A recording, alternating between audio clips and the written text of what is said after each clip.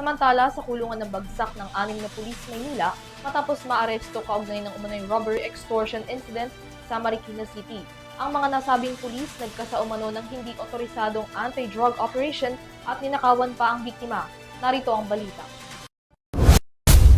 Inaresto ang 6 na pulis sa ilalim ng Malate Police Station ng Manila Police District dahil sa pagkakasangkot sa hinihinalang robbery extortion case.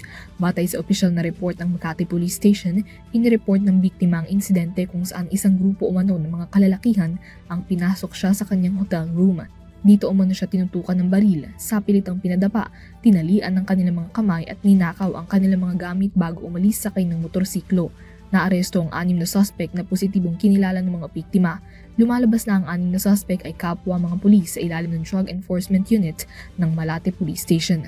Ayon kay National Capital Region Police Office Chief Major General Anthony Aberin, lumalabas sa inisyal na investigasyon na nagsagawa ang mga nasabing pulis ng unauthorized anti-drug operations na labas sa kanilang jurisdiksyon.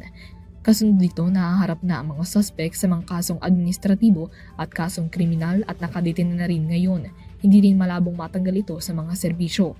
Formal na rin sinimulan ng Philippine National Police Internal Affairs Service ang pre-charge investigation laban sa mga nasabing pulis. Tanggal na rin sa pwesto ang Station Commander ng Malate Police Station maging ang lahat ng miyembro ng Drug Enforcement Unit nito habang magsasagawa pa ng mas malalimang investigasyon ng NCRPO kaugnay ng insidente. Nagbabala naman ng NCRPO sa mga pulis, eskalawag at sa lahat ng mga kapulisan na matatanggal sa serbisyo at makukulong ang sinumang kabarong masasangkot sa anumang krimen. Para sa UrTV News, Mila Yagin sumasaludo sa bawat Pilipino.